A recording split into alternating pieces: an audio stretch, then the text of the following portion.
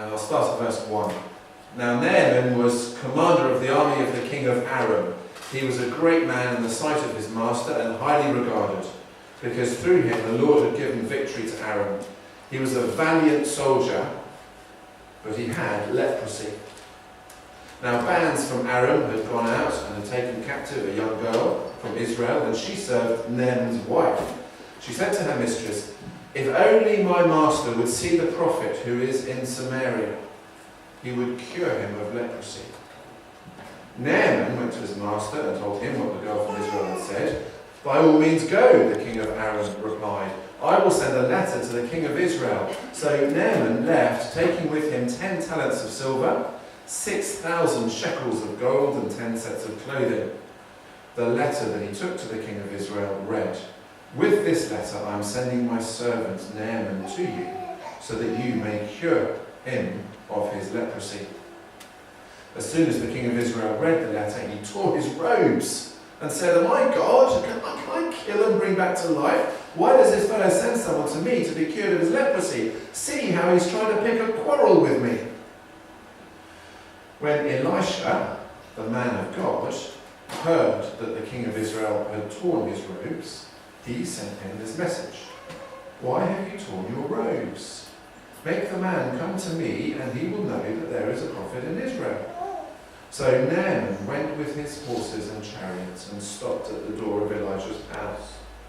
Elisha sent a messenger to him, "Go, wash yourself 7 times in the Jordan, and your flesh will be restored, and you will be cleansed." But Naaman went away angry and said, "Well, I thought that he'd surely come out to me and stand and call on the name of the Lord his God, wave his hand over the spot and cure me of my leprosy. Are not Abana and Pharpar, the rivers of Damascus, better than any of the rivers or waters of Israel? Couldn't I wash in them and be cleansed?" So he turned and went off in a rage. Naaman's servants went to him and said, "My father, if the prophet had told you to do some great thing, would you not have done it? How much more then, when he tells you, wash and be cleansed?" So he went down and dipped himself in the Jordan 7 times, as the man of God had told him, and his flesh was restored and became clean like that of a young boy. Loving Father, I'm thinking today, who'd have thought that a reality TV star could ever be elected and become the most powerful person in the world? Who'd have thought? It's a question we can often ask ourselves, isn't it? Maybe we even ask it about ourselves or about people around us. Who'd have thought? You ever done that? Who'd have thought that? Who'd have thought I'd ever end up here? Who'd have thought my child would ever get to swim 10 metres, 20 metres? Who'd have thought I'd ever do a cycle race from London to Reading? Who'd have thought I could ever achieve that? Or who'd have thought I could ever not achieve that? Who'd have thought? Well, that's the kind of question that we're meant to be left with this morning from our passage in 2 Kings 5. We're meant to think, who'd have thought? And we're meant to think that because we're learning about a God whose ways are not our ways. God's ways are not our ways. Someone's going to ask you tomorrow, if you're chatting, if they say, "Oh, what do you do over the weekend? What do you do Sunday?" And you get to over chatting. Have you ever been asked that? And here's what you can do. You can answer, "I learned that God's ways are not our ways. I learned something pretty amazing about God." And if you're really bothered, you can say, "Do you want to find out?" But that's what God's ways are not our ways. If you've come this morning with questions about God, and I guess we all have got some, haven't we? Then be prepared to learn or be reminded of the great truths. Be prepared to be challenged, perhaps. Be prepared to say of this God, who'd have thought? God's ways are not our ways, is what we'll see this morning. God's ways are not our ways. 3 things. In the people he picks, in the way he works, and in the complete cleansing he gives. In the people he picks, the way he works, the complete cleansing he gives. Well, first, let's look at how we see God's ways are not our ways. In the people he picks. There's 3 main characters in the first part of this chapter. One's Elisha.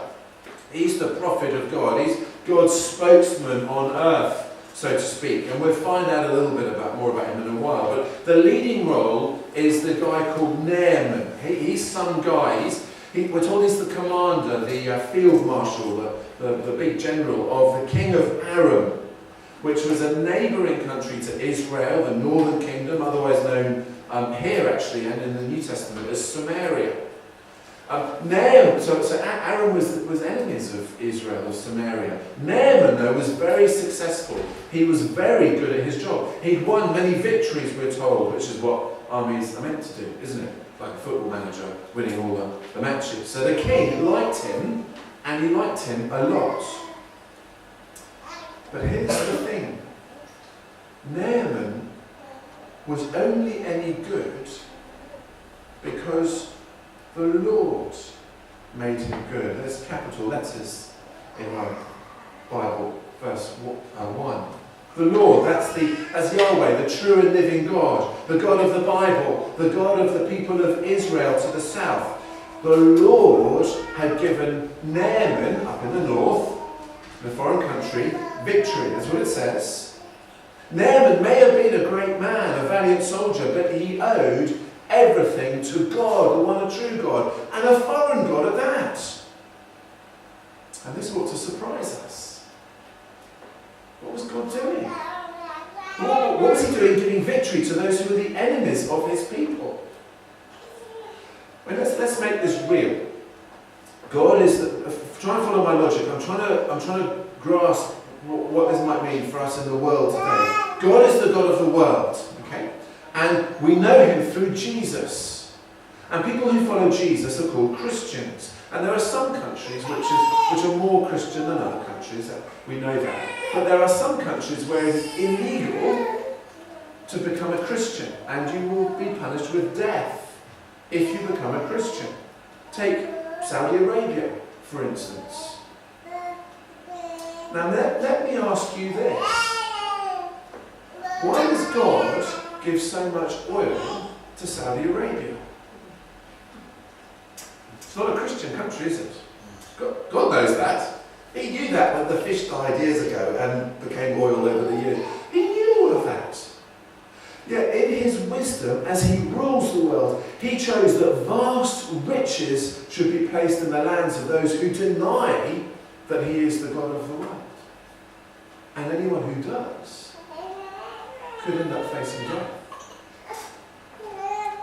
You see, God's ways are not our ways. But God's the God of the universe. He was clearly at work here in giving victory to the enemies of his people. And we know they're enemies of his people because they were involved in people trafficking of God's people. That's what it says.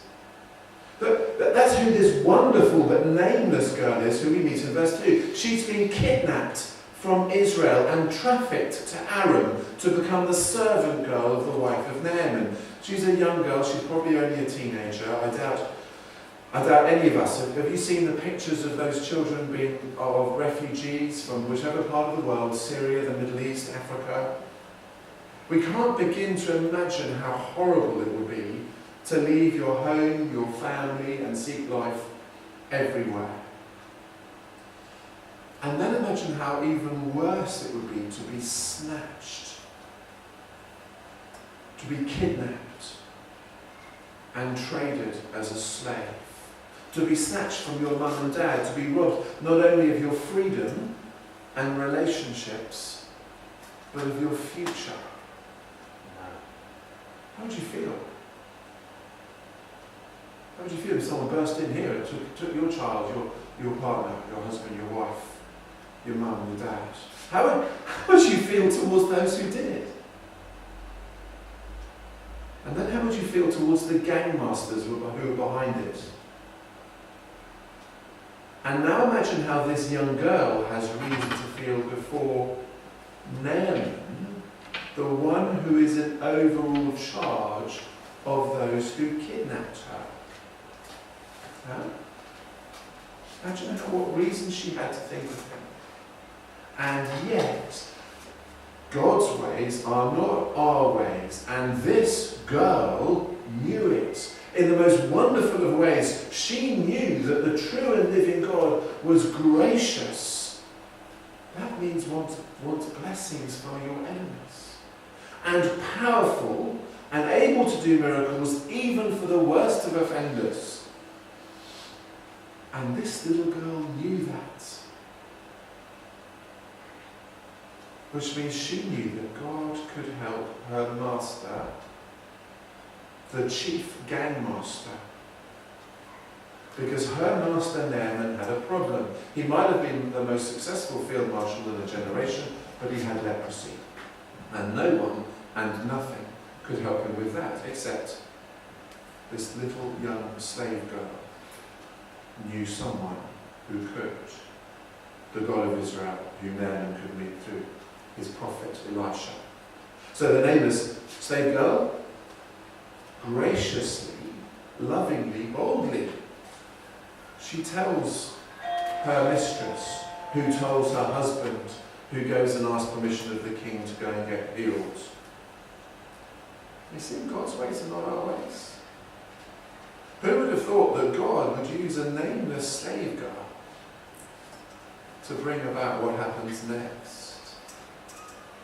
And if you missed it, then here's what happens. You can probably guess. Naaman gets healed. Miraculously. It's wonderful. We'll find out. We'll have a look. But who would have thought that God would use a nobody to heal the biggest somebody? Who would have thought God's servant would be that gracious towards someone she had every right to hate? You see, God's ways are not our ways. We see that in the people he picks. He chooses to heal his enemies and to work through the nameless nobody, in the eyes of the world at least. She's famous. I mean, her name is in history, and we have no idea who she is. She is an encouragement to us because of the way that God works through nameless nobodies. I think the big lesson we need to take to heart is this same God is at work today. Whoever you are, whatever you've done, don't think you are too far from God. And don't think he can't use you, whatever life situation you may find yourself in. For the Naamans of the world, are you someone who spent their life attacking God or his people? Or even just ignoring God and his people? Or maybe you've got friends like that. You ever think God's not interested in them? You ever think that they're too far gone?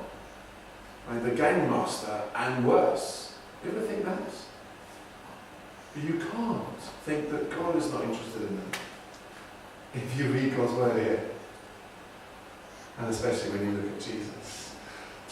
Ask what God thinks of them. Remember that God's ways are not our ways and the people he picks. He loves way more than we could ever imagine.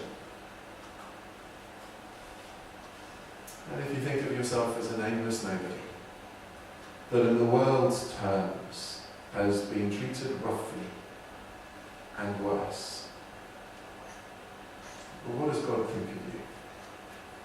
And how can God use you when you point to him? Which is what that same girl did. It was all about him. It wasn't about her. It was about him. That's a message that Jesus had for the people of Judah in the southern kingdom when he was born. He spoke about men and people in Luke. Because as he read from the scriptures, as he began his ministry, Jesus said this, Luke chapter 4, if everyone will look to it in the future. There were many in Israel with leprosy in the time of Elisha the prophet, yet not one of them was cleansed, only Naaman the Syrian. Luke chapter 4, verse 27. The Jews of the day were incensed that God might be concerned for the pagans around Jesus. But Jesus was reminding them, that's the way that God worked, and works, and always will work. Because God is God, and God's ways are not our ways. Amazingly, right there at the beginning of Jesus' ministry, the townsfolk, they wanted to kill him for daring to suggest that God was concerned for Naaman because Israel wasn't worthy. God's concern is for people to come to him and enjoy the blessing of being right with him, whoever you are, whatever you've done. And however seemingly far you are from God. But don't let's think we can try and tell God how he must do things. That's what the Jews were trying to do in Jesus' time, and it was a fatal mistake. Because God's ways are not our ways, in the people he picks and in the way that he works. So Naaman goes off to get permission to go and get healed. He asks his king. The king assumes that the king of Israel can help, one king to another, and do each other a favour. So he sends Naaman with a letter and a whole pile of goodies to buy the favour of the king of Israel. Someone's worked out that all that gold and silver and clothing would be worth millions of pounds today. I sort of worked out how much a shekel and a talent weighed. If you added it all up, it would be about 1.2 tonnes. So that is a lot of bling to carry to the other country, isn't it? It really, and 1.2 tonnes of gold and silver. You've got a whole pile of camels here and donkeys you're going to need for that. Yeah? The train would be big. I don't know how much someone can carry, but there's a lot of people carrying it, of gold and silver, and then 10 bits of sets of new clothing as well. And the big problem is the king of Israel hasn't got a clue what to do. He knows he's not God, and shockingly, he clearly doesn't even know God. He's the king of Israel and he doesn't know God. Why? Because he doesn't think to go to the prophet of God, Elisha. Even though a couple of chapters beforehand, Elisha has helped this king out of a tricky situation. So the king really should know about God. Really, the king should say, I can't help you, but I know someone who can. Which is what every Christian should say. I can't help you, but I know someone who can. Jesus. God's ways are not our ways, though. In the way he works, because no amount of power or money or status can bring healing. Only God. But think about it. The commander and 2 kings are impotent. They are helpless. And they are publicly helpless because it clearly becomes talk of the town, so Elisha hears about it. And so Elisha sends for Naaman. And Naaman brings all his bling, but is told to go and wash in the dirty river. Several things to see here. Remember, God's ways are not our ways. No amount of human power or status or money can buy your way to healing. Which is not our way, is it? The world thinks that we can buy our way out of anything. Corruption in a whole pile of ways, we've probably seen it. We think we can even buy our way or work our way to God. If we're good enough, if we do enough things, But the truth is that you need God to reach out to you, which he does here through the prophet Elisha. And when he does, his ways are not our ways, because he expects Naaman to leave his money and titles at the door and to come in humility and faith. It's precious, really. Did you see that Elisha sends for Naaman? So Naaman, the king, the commander of the king of Aram's army, is sent for. Now that's some come down, isn't it? A commander normally tells everyone else what to do. But here, the commander is, he's being sent for. Come here. Is what is, I don't think people have been used to that. And then, it gets better.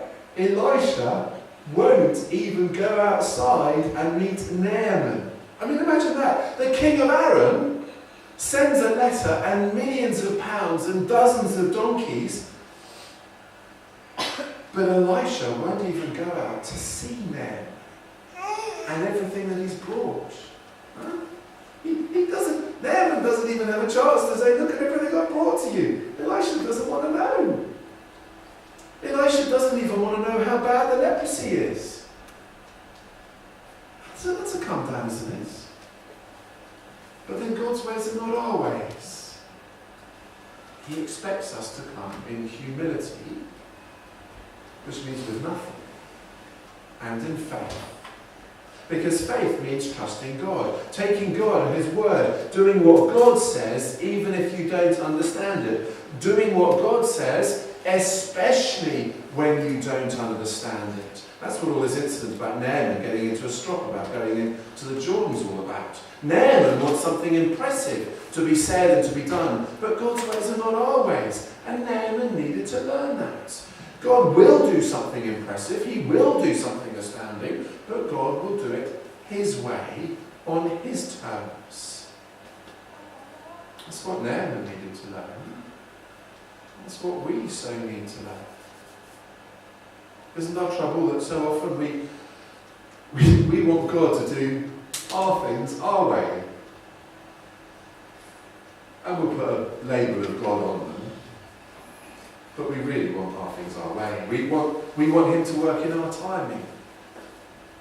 We want Him to work through what makes sense to us, through what seems good to us. But the God of heaven and earth, the God and Father of the Lord Jesus, He won't let us think that way. He is infinitely wise, which means He always knows better than we do. He is infinitely powerful.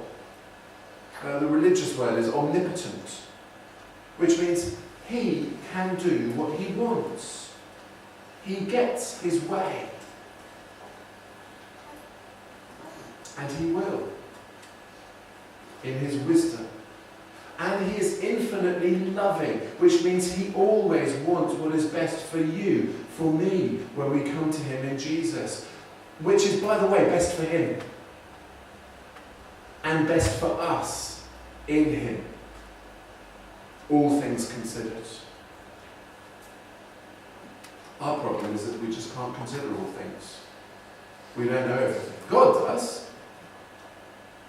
So we trust Him. Even when we don't understand. Even when by the world's standards it doesn't make sense.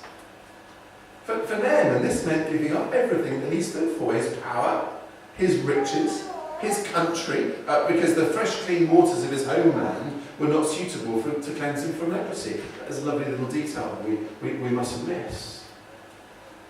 Naaman, he must even learn to give up his position, to take orders from, or at least be persuaded by, his servants. It's a real role reversal. Think about this. God, in His amazing grace, doesn't just give Naaman a nameless slave girl to point him to the prophet, but God also gives Naaman some nameless, bold servants who dare to challenge their master and say, listen to the prophet, however crazy it might seem. Isn't that lovely that God puts the right people in the right place at the right time? We don't know anything more about those servants, but it seems to me they show great faith in God, don't they? They're saying this, you may not understand it, Master, but if God says it, then surely you should do it. It's a great thing to say. When people know God, they want Him to be the centre of everything. They want Him to have the glory. It's all about Jesus, it's not about us. That's what faith is, isn't it? We see it in Jesus, who for the joy set before Him endured the cross. Jesus, who is God, gave up the glory of heaven to be born as a frail human being. That doesn't make sense. The world wouldn't invent that. To live among a people who rejected Him. That's not how the story's meant to go. So much so they crucify Him. Yet God's ways are not our ways. In the people He picks and in the way that He works. God so often chooses the foolish things of the world to shame the wise, the weak things of the world to shame the strong. And He calls us to trust Him as He's working His purposes out in His infinite wisdom and His infinite power and His infinite love. You'll know as a church how this hits home. let me encourage you to encourage each other in thinking through how the rubber hits the road, so to speak, for this, for you. What does it mean to trust God even when it doesn't make sense in the world today? Let me give you something as I prepared this that has hit home for me this week, just to try and make it personal and show you it's real. How about in the honesty and in the way that you deal with things, in speaking truth, in dealing with things honestly? Because here's the challenge I've had this week. So a friend, someone sent me. Have you heard of that book by about Donald Trump, where all the ridiculous stuff that's been going on in his White House? Okay, so someone sent me a copy of that in PDF, and immediately I started reading it because I thought that was really interesting. And my wife, very lovingly, said to me, "But did they buy it for you?" I went, "No, just sent me a copy." I said, "Yeah, but," she said, isn't that a copy? Isn't that breaking copyright? It's like, you say to me we shouldn't copy music from other people. So isn't that the same? My first answer was, no, I think it's okay, because then I realised I was being stupid. She was very loving and gentle with me, but I ended up deleting the copy because it was breaking copyright. It's electronic. It was easy. I got given it. I could have I persuaded myself that it had been bought for me, and I could have persuaded myself I could have got away with it. I could have said, "Oh, let's just carry on reading it and then I'll delete it." But she lovingly challenged me, and I deleted it.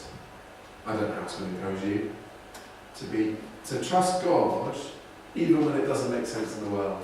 The world says get away with something. God says have integrity, transparency.